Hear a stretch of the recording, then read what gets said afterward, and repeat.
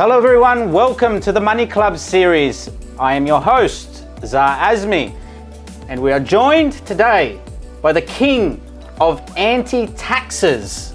Not anti-vaxxers, anti-taxes, Sam Eljaban. Love it, I'll take that crown. Sounds very good. But ATO are going to hunt me down now, so I'm a good boy. The heat is on. The heat is on. How are you, Sam? Good, good. I'm doing well. Had a good week. How are you, Mr. Father? How's the young man a bit going? sleep deprived, but all is well. We're very, very happy, and we're very busy at work as well.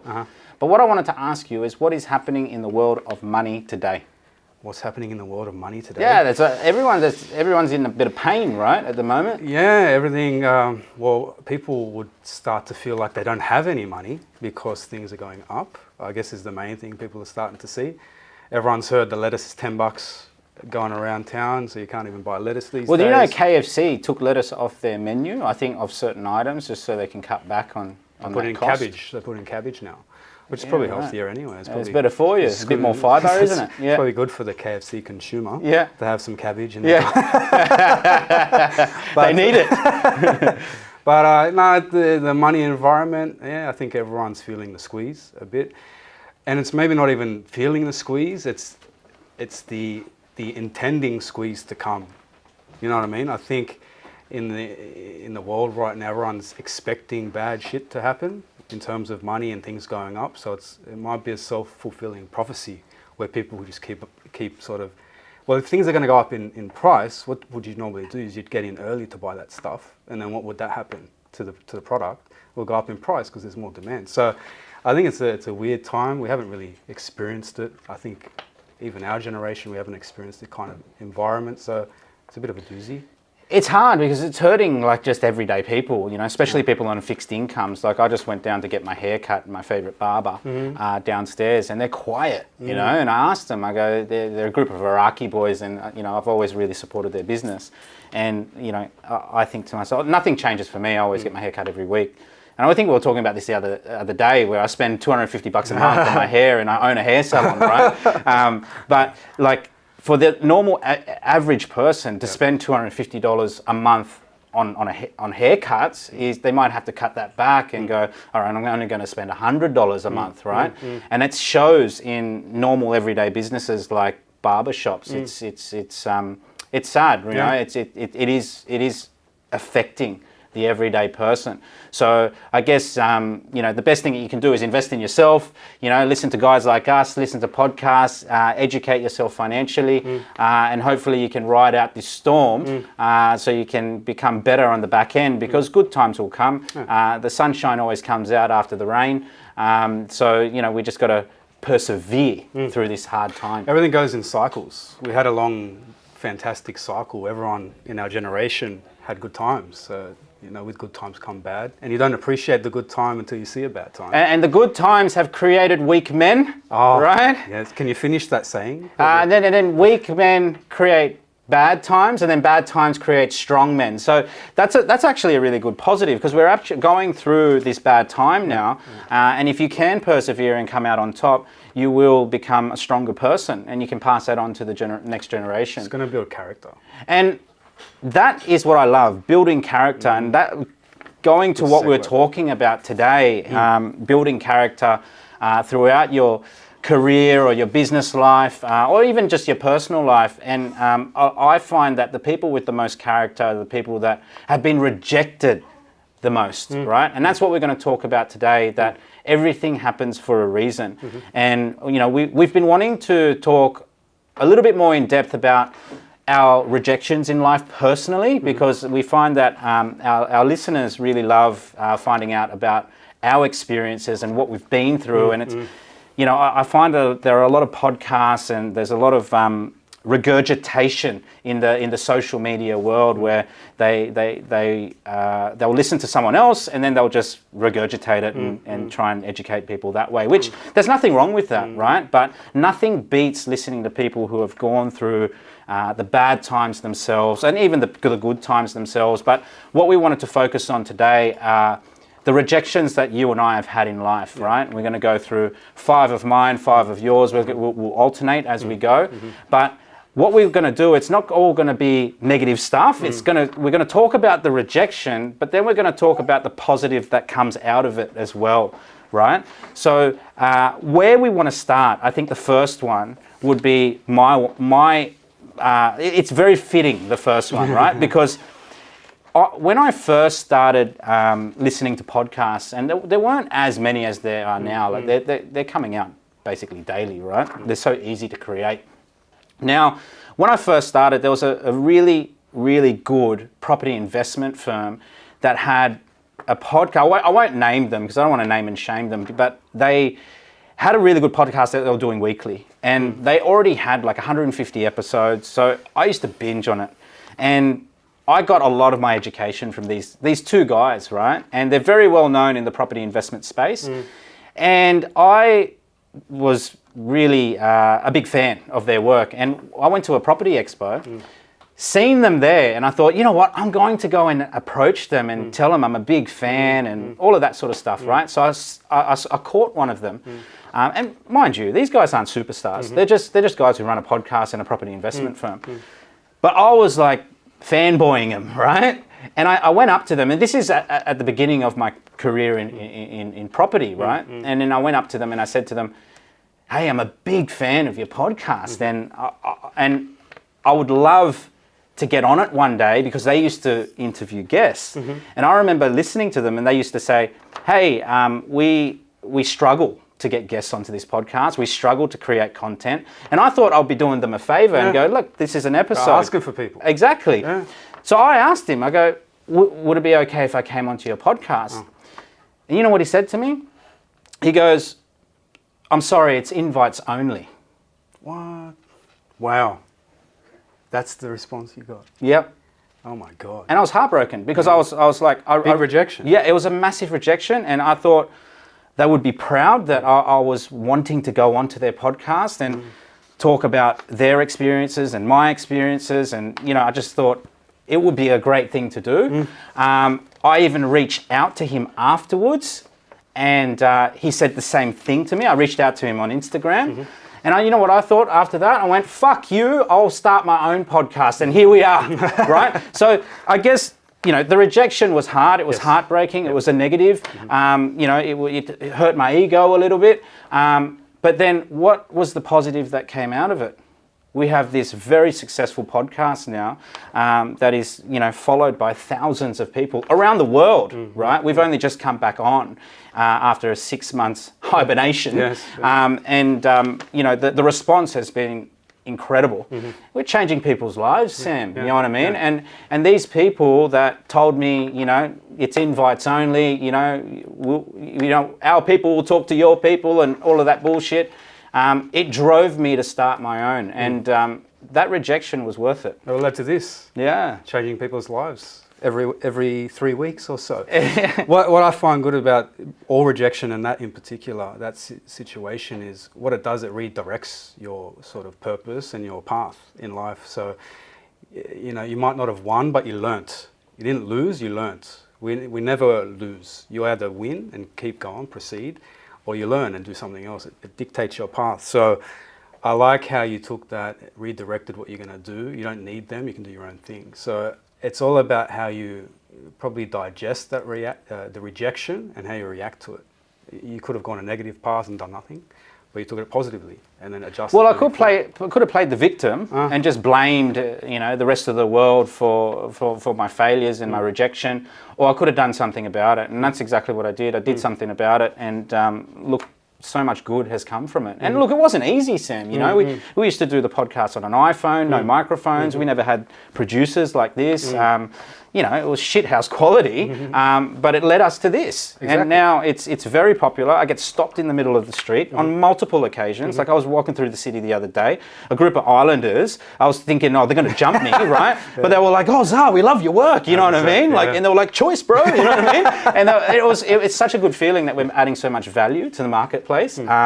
But yeah, that rejection was worth it. So I praise those people. I thank them, for saying, hey, it's invites only, don't come come on board, Exactly. you know, because I don't need you, you know? Every success and every rejection gets to where you are right now. And would you change it? Would No you change way, it? no way. Love the Welcome journey. rejection now. That's it. All right, let's jump. I got a quick one to start off in the money space, right? So I've been in the accounting and finance industry for a long time. Back in the GFC era, so 2008, I don't know, many people were sort of up on money stuff back then. Very turbulent time. The world was ending, a bit like COVID, right? So COVID was a bit scary for people in terms of money. Everyone doesn't know what's going on. It was a bit the same in 2008, more so from America's mucking around with their loans and stuff. It affected the whole world. Now, back then, I wasn't as experienced as I was today in terms of money, how it works and all that jazz. So back in that time, as I am an accountant, and as you say, Mr. Conservative, I was even more so back then. And I guess my rejection came from some advice I gave a friend, okay? And it showed me and opened my eyes up about what I should be doing with money, and I'm not always right, and to expand my thinking. So I went down the path of, I set up an SMSF, just to give a bit of detail, an SMSF, and I put nearly all my money. What's an SMSF? SMSF is a self-managed super fund. It's where you can take control of all that super you're paying that you probably don't know about, and you can invest it yourself, okay? And I saw the GFC, I thought, shit, something's gonna happen. There was talk about the government seizing super money and all that kind of stuff because it was a turbulent time. The whole world's going to The whole world's in. ending, right? And what happens when the world is ending to a conservative person? You put all your money in precious metal, Yeah. because that's what it's the safest asset. Yeah. So I did that. It's real. It's It's real. hard. You It's can touch and physical. feel it. Touch Yeah. it. It's it's a store of value since the dawn of time, and I'm supposed to be the guy that knows everything. I was very green back then, so I'm like, I'll do that, and I told a few friends to do it as well. Some didn't listen, and some did other things. Bought property in particular. But I put all my money there into an SMSF, put it into gold and silver. It hasn't done bad. It's kept its value, but really I learned from the rejection of a friend who did something else with his money that you're not always right, I guess is what I learned. Like there are other opinions, there's other paths, and you don't know everything. And maybe to further probably it led me to further explore asset types and learn more about money. So that's the positive, right? Like you pivoted and went into now obviously property. Property. Is your sort of asset class of choice. I guess also another good thing about that is that you did it early. Yes. You know what I mean? Like you don't want to do that at say 45 years old. Correct. And then go, oh, hang on, now I've got to pivot. Ah. You did it really early. So I think the lesson for our listeners is if you're going to go through these rejections, try and go through them as early as possible, because then it will force you to change and make better decisions. The worst thing you can do is just sort of sit on your hands for 10, 20 years and then go, okay, I'm going to decide to do something now, and then get rejected and then have to pivot. So the positive is you're in a better asset class now. Good thing about what you just said, getting rejected young and probably frequent. I think that's the key here is you don't want to get rejected, but if you can do it early on and maybe not frequent, but cop them, you'll be able to just cop them easier and move on. Because it's harder when you're older. When you get rejected, you feel shit, obviously, and it takes a while to get your confidence back. Yeah. But if you can cop that a few times and just learn how to digest it quickly, move on, you'll be laughing. My biggest piece of advice: if you can get rejected while you've got no money, better. Yeah, right. Because when you get rejected when you've got money, it hurts the ego a lot more, right?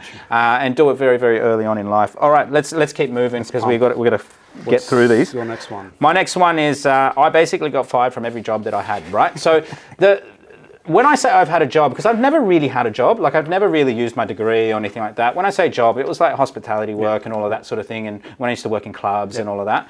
I basically got fired from every single job that I got. Some were my fault, some weren't. I'm not going to play the victim here and go, hey, I had a shit boss and all of that sort of thing. I just wasn't cut out to be an employee. And there's nothing wrong with being an employee. I'm just not that type of person. So I've never had like a proper, I guess, corporate job, or even when I used to work on construction sites, it was all just cash and you're helping mates out and all of that sort of thing. But that's where I started, right? Like, because you've got to start working in a job first. And, I got fired from so many places to the point where I grew up on the Central Coast, as you did.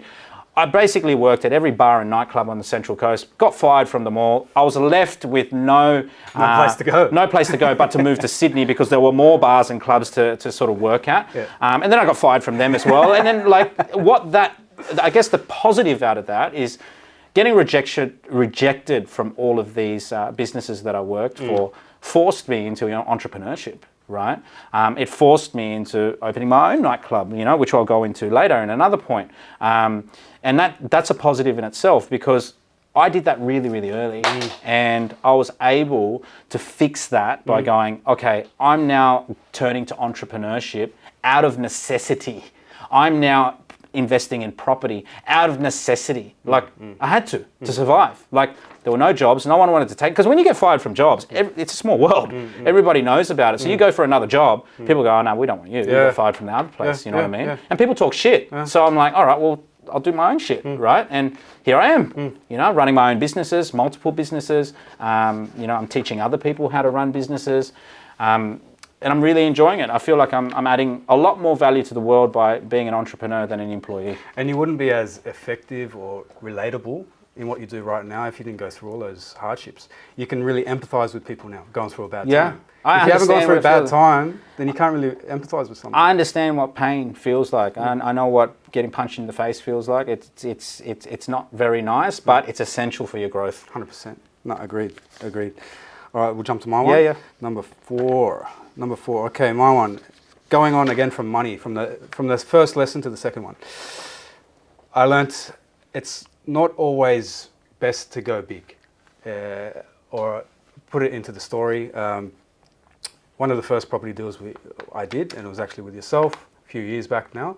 I was rejected for a loan or for the largest asset I could go for at that time. So that hurt me, especially knowing people I knew were involved. It was a bit of a hit on the ego. So knowing I couldn't attain, say, the asset I thought I could, it's a bit, underwhelming. You feel shit about your situation. It sort of makes you look at yourself and go, what do I need to change? You're a fucking loser, Sam. You're a fucking loser. Well, that's how you feel. And especially when there's other people involved that might know you as well. So you're like, okay, what's going on here? So that rejection turned into a positive, I guess. You self-reflect, you change what you're doing, but also what it did in the actual investment, I bought something in that great development, but not at that same price point. So I couldn't buy the top of the line one, but I wanted, as you say, a ticket to the game. So I got the ticket to the game. I got the most affordable thing I could buy at the time. Okay. Yeah, so you couldn't afford courtside tickets, but you're still. I went and saw Michael Jordan. You're still attending. I saw him. I took a photo of him. Blah blah blah. So, and for our listeners, if we're trying to sort of use the analogy, I'm Michael Jordan. Okay.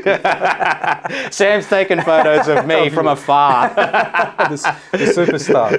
But it redirected what I could do. So the rejection, I said, okay, I can't afford that top of the line one. I love it. I know it will perform. I'll get the other, lower end one, but in the great development. So you still did something, right? I did something, and the end result was the property still performed at the same percentage as the other one. Your return was the same. The same return. Right? It's actually better because you spent less money, Sam. Exactly. Right? You spent less money, got the same return. So, it's not necessarily a bad thing. Going small on something, right? Too many people focus on that big home run, and then if they don't do it, they're like, okay, I just won't do anything, right. Because their ego's so bruised that they just sit on their hands and do nothing. But what you did was like, okay, I can't do that, right? Yeah, it was fucked up because it was something that you really wanted to do, but you still did something. That's right. And that's the positive, And I think the lesson there is, just do something. It's about being positive. I got rejected, but what else can I do? I did something at least. And I actually had excess cash to do something again. So the initial rejection, even though it was shit, it probably gave me a better launching pad. If you did the big one, you would have been maxed out with nothing left, right? Now you've done even more, right? So don't be, I guess, disheartened if you can't hit that home run straight away. Work yourself up to it, and if not, you'll probably hit 2 home runs. Do the next best thing. All right, let's move on. Number 3, or my third one, is I got refused a liquor license in the first business that I went to open was a nightclub, right? And this is because I came from the nightclub industry.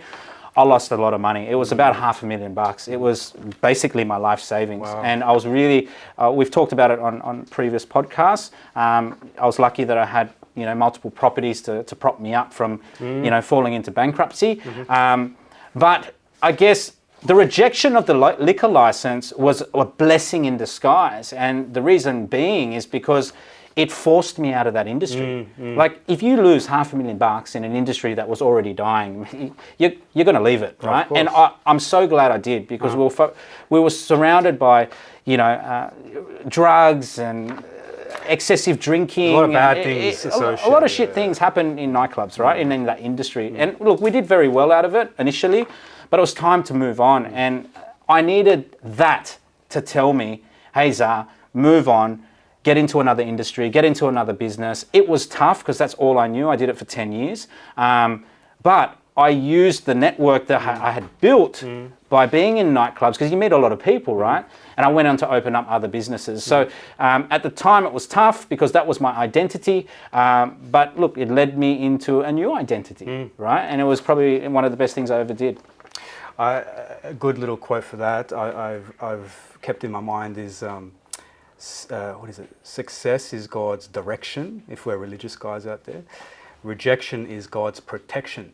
So that rejection there is protecting you from all the bad shit. It did. You could have went down, because if you're in that business, it's only a matter of time when bad things can happen, right? Yeah. So yeah. Very good. And a lot of those guys I used to hang out with back in the day, like, they're either in jail or they're still using drugs every fucking day. They're still stuck in that bubble. Yeah, it's not a good environment to be in, especially if you want to have a family and you want to prosper. It's hard, right? Especially in this country. So I'm really glad I broke away from it.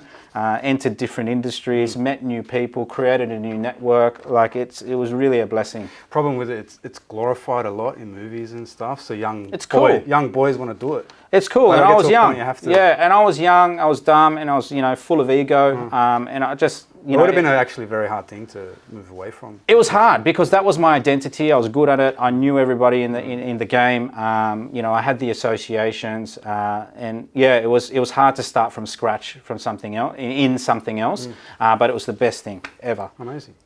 Let's move on to your next Another one. Number 3 for me. Okay, I named this Disenchanted Sam. This one. So what happened? I've been in the industry for a long time.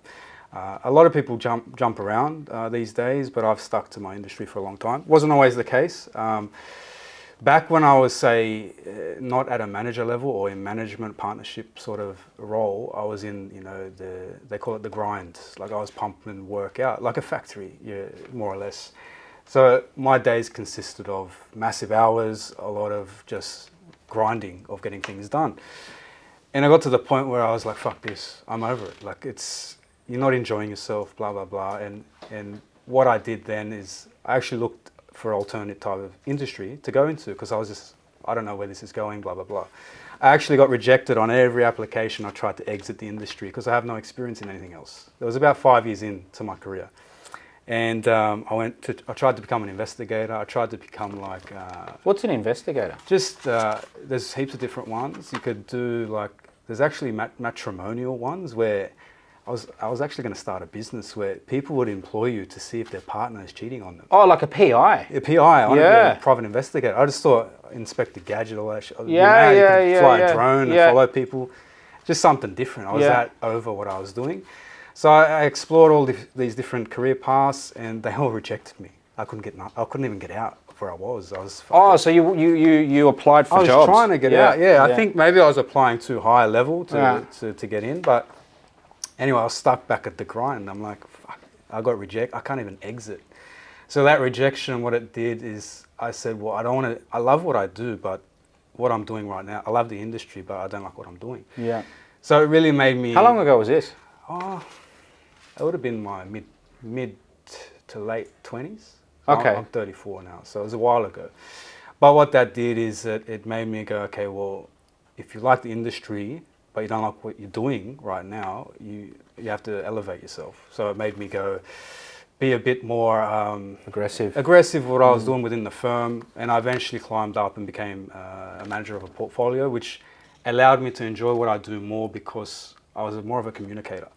There's a lot more. And now you run your own business, right? Exactly. So like, and you wouldn't have ventured into entrepreneurship if you weren't, I guess, aggressive is not something we associate with Sam, right? But he can be aggressive at times, and he did. And Yes. I guess that's been a good thing for you because it got you from here to here in terms of your career. And then from your career standpoint, you were like, okay, I'm maxed out here. I've got to now, the next step is really to open up my own firm, which you have done. The Money Club, very successful. And, you know, you had to go through that. Like, imagine if you left and became Inspector Gadget, you know what I mean? That's right. You know, you'd be spying on me, thinking I'm cheating on my wife. You'd get nothing from me anyway. But you know, like, imagine if you did that. Like, I don't know if you would have enjoyed that or not, but I wouldn't have Sam here sitting next to me talking money stuff. You know what I mean? So, like, it's been a blessing that you were aggressive. It was meant to be. That rejection, those rejections, like we were discussing, it redirected my path. I said that path wasn't for me. He said, no, you have to stick here and just go better. Yeah. Fantastic. Okay, I'll move on to my one. This one's a juicy one. Drugs in sports scandals. So a lot of people who are close to me, they know I was involved in an anti-aging clinic, which was probably one of my first businesses, right? It was over 10 years ago. And this business specialized in hormone replacement therapy. A lot of our people who are close to me know what those things were, like peptides, growth hormones, all of that sort of thing. We were sort of the pioneers of introducing this product to the country. We were very successful. Back then, it was all over the counter. In fact, where we're shooting this podcast today used to be the anti-aging clinic, a good 11 years ago now. Wow. And we had partnerships with doctors, professors, and all of that sort of thing. Anyway, there was a time where I was overseas and I came back and I got pulled up by the Australian Crime Commission. And they basically said to me, Zah, there's a big investigation on your business and your industry. We're coming to get you, right? And, it just started from there. Things started to unravel. There was a lot of, outlaw motorcycle gangs getting involved in the industry through match fixing and all of that sort of thing. There was also a lot of professional sports athletes illegally taking the products, but we had no control over it because we were over the counter. And then basically what happened, it all just happened at once. We just got shut down by the authorities because we weren't TGA approved and all of that stuff. And they ended up scheduling the products, making it very, very hard to get prescriptions for it. There are businesses now that have sort of gone out and done that now, and they're operating legally. And we were operating legally as well, but I sunk a lot of money into that business. But in saying that, we made a lot of money in that business, but then we were shut down. So we applied to open up again. We required so much. There's a lot of red tape, huh? Yeah, it was so much highly regulated to the point where it was like it just wasn't feasible for us anymore. And I had to shut down the business. Like we were forced, It got to a point where we were plastered all throughout the newspapers. We had to hire publicists to really sort of fix our personal brands and all of that sort of thing. And we were branded as organized criminals, really, right? It was really, really tough. We were helping a lot of people lose weight, fix their injuries, like it was anti-aging benefits, all of that sort of thing. We had a great community. And then the media portrayed me and my business partner at that time as basically thugs, right? Yeah. And what we did was we were like, well, we've got to rebuild our name here. We've got to show the community that we are something, like we're here to help, right? We're not here to just profit, right? And every day I'd walk downstairs from my office, which is here, and I'd see this old camping disposal shop, that had been there for years and years and years, very run down. And I'd always said, that would make a really good sports supplement store if it became up to lease. Anyway, it came up to lease at that time. Oh, wow. And I took on the lease. I opened up a franchise. It was called Mass Nutrition. And Mass Nutrition aren't around anymore, but back then there were about 40 stores Australia-wide. I remember, yeah. And I ended up basically building and owning the best mass nutrition in the country, to the point where they used my store as the flagship store. So anyone that wanted to open one, they'd send them to Bondi, right? We had like 300 people at the grand opening. The police had to come to stop the crowds on the streets and everything like that. And I guess the point is, from the rejection of having to shut down the business, as in the anti-aging clinic, and then, you know, getting slammed by the media, because they don't give a fuck about you. They'll just keep writing bad stuff about you. They don't care, right? The blessing is that it forced me to open a business, to rebuild my personal brand, to show the community that I'm there to help.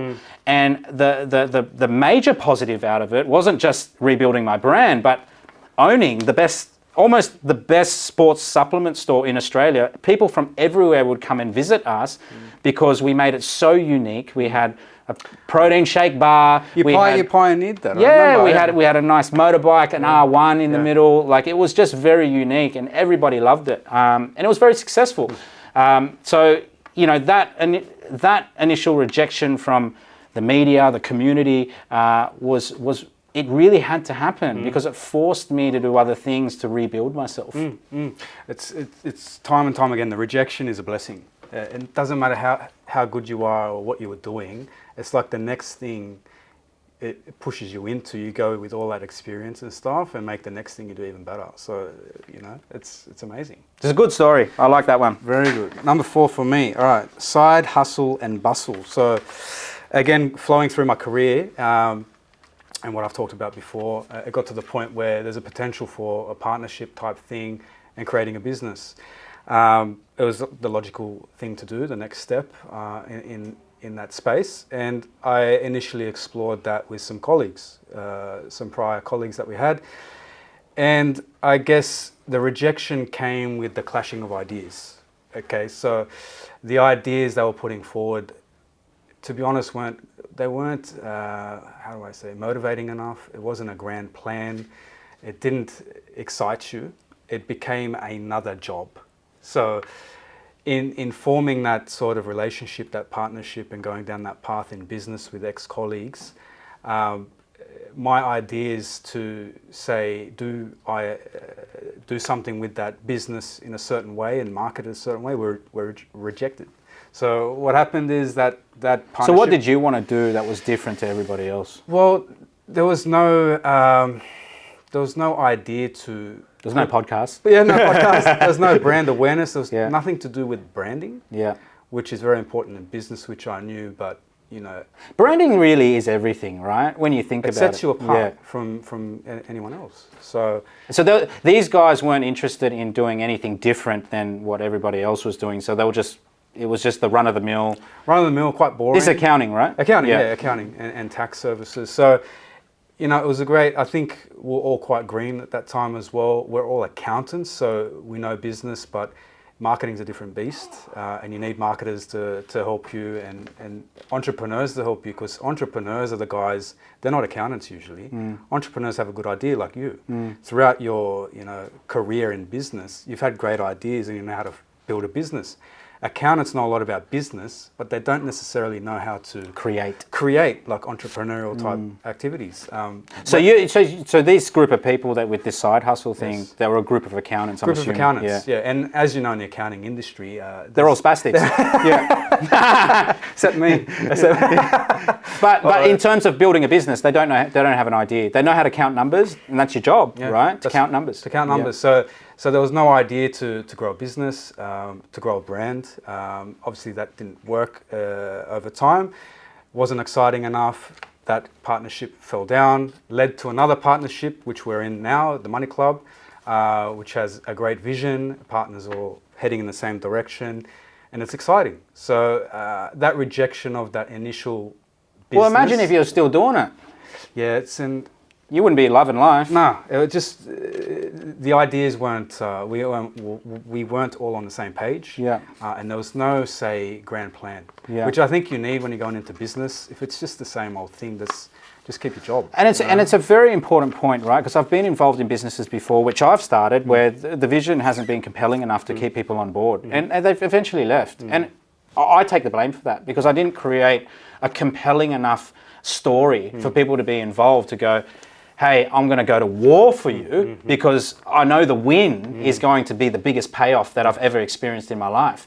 And that's what I try and, I guess, paint a vision for everyone that gets involved in our businesses and even in our life, right? We're trying to say, look, we're going to take over the world, right? We're going to really change people's lives. It's going to be the most fulfilling thing that you've ever experienced, right?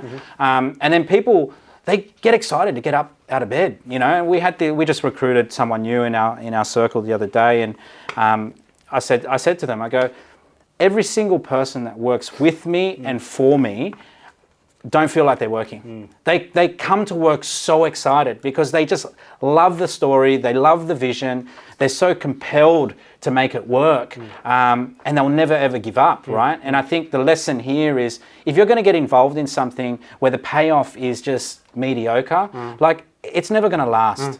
The payoff has to be big enough to get you excited, and that's why we always say to people, you know, set really big targets and goals, right? Even if it sounds silly, because what happens if you set a really big target, what I've found out of personal experience, every year that goes past, you're going to have to raise that bar anyway, because you're going to achieve so much in the next 12 months.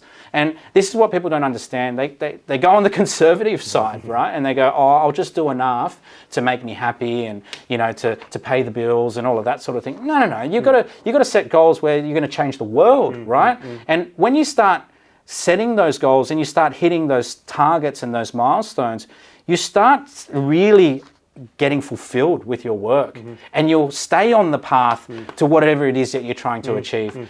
But if your side hustle is just to do, you know, a couple of accounting clients here and there, and it's very task orientated, how long is that going to last? You're going to get sick of it. You're going to get over it, right? Yeah. You need a bigger vision, and that's what was rejected. So I said, you need a bigger vision. It's not compelling enough, like you said, to keep going.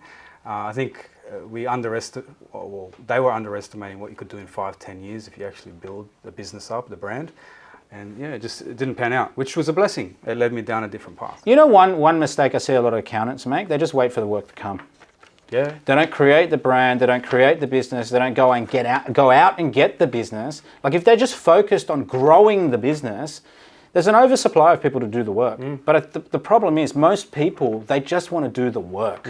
Right? Which that sounds really weird because the work is really in creating the brand and going out, knocking on doors, you know what I mean? Creating content like this, getting your name heard, you know? And that's the point of difference. Because I see a lot of business to business sort of people, what they do is they just focus on flicking work to each other.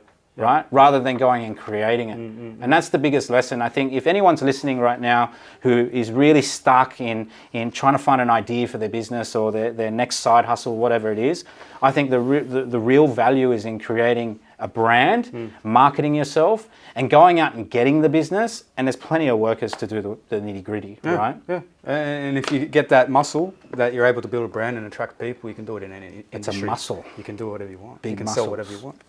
My last one, it's going off, I guess, the one that I just spoke about in terms of being in the fitness industry and that sports supplement store.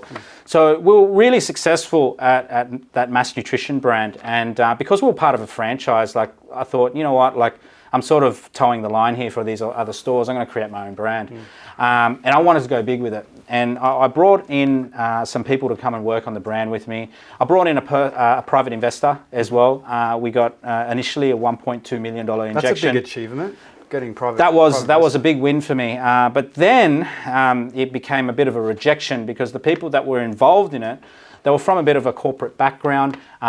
They wanted to squeeze me out. They basically shafted me, you know, and they were always positioning things in a way to get me to exit from the business. And it was hard because I provided opportunity, not just to the private investor, but to all of the workers and the people that were involved in the business. I provided them employment, right? And then all of a sudden everybody turned on me and wanted to shaft me, which, you know, till this day, I hold a grudge to these people because they were bad people. And we call these people white collar criminals because they're in the corporate world, they sit in their big offices behind their big desks and they bark orders, and they have no empathy for people who have started from nothing and built something from nothing. and they basically just wanted to come in, take over the business, and get rid of me, right? Because they wanted my share. These people ended up buying me out because I had enough of it. I had to get out. It was an industry I wasn't really enjoying anymore, and I hated the fucking people. Like the people that were involved in it, they were dead set the biggest drop kicks. They were rich kids that came from wealth. They never knew the pain that I had to go through to set up that business. So you know what I said? I said, "Fuck you! I'm done." I took my money and I left. Right.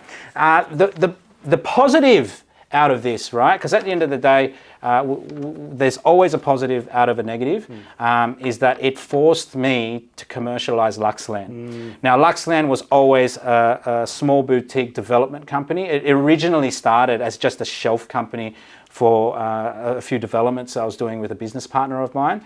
And then we decided to, when I was going through that hard time with that health and fitness industry, I was like, you know what? I've got to pivot and do something else. And I always wanted to be involved in property anyway, because I've been an investor for a very long time. Yep. And now look at me, right? That business now, my mate actually bought it off those gronks, right? Who I think ended up injecting 2.5 million in total into the business, could not make it work, right? Wow. Not that I wish anything bad upon those people, but I do. Right? That's karma, man. Yeah, so they got what they got what they deserved. Now my mate bought it off them pennies on the dollar. Oh, wow. And he's now running the business very successfly, because that's his game. So that was a good result there.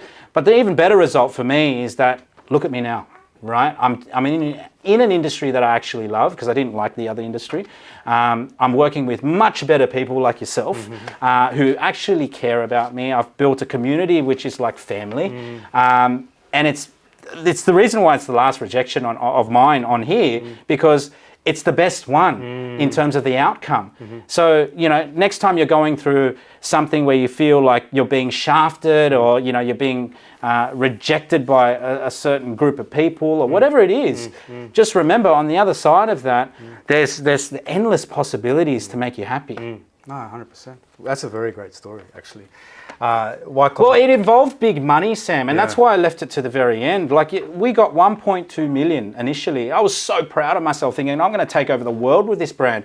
I'm going to open it. I'm going to roll out 100 stores globally, right? And this is what these people wanted to do. But then, you know, they slowly turned on me, and, you know, they had their reasons because of my background and who I've been associated with in the past and all of that bullshit, right? And it's just normal corporate toxic culture to start stomping on people. And these people are the first people to run to the coppers if you slap them silly, you know what I mean? So you're stuck. You can't really do anything. And the best thing that I could have done was pivot, go to a new industry, start a new business, and work with new people. I reckon they tried, white collar crime, they tried to steal your business. They tried to take it over. They eventually did, but they couldn't run it like you. Well, they did, yeah. They did. And, you know, they lost it. Look, I got a decent payout figure. It wasn't near enough for what I deserved, but I just wanted to leave. But at the end of the day, they tried to do a bad thing, and they got fucked up, and they lost a lot of money. So fuck them.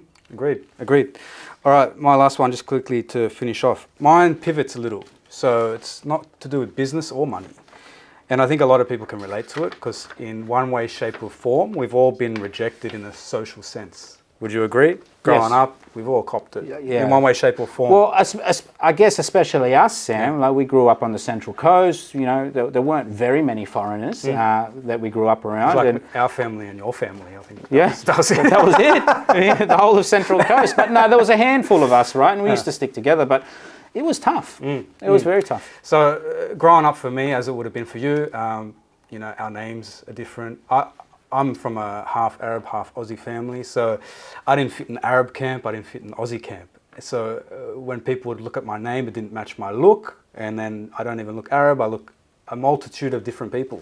Well, you fucking look Arab now. I get everything. You didn't have a beard before, so for people that don't know, Sam didn't always have a beard, you know what I mean? Yeah. A lot of people think that you came out of the womb with a beard, but you didn't. I didn't. Do you know how I got the beard? It's a fake chin.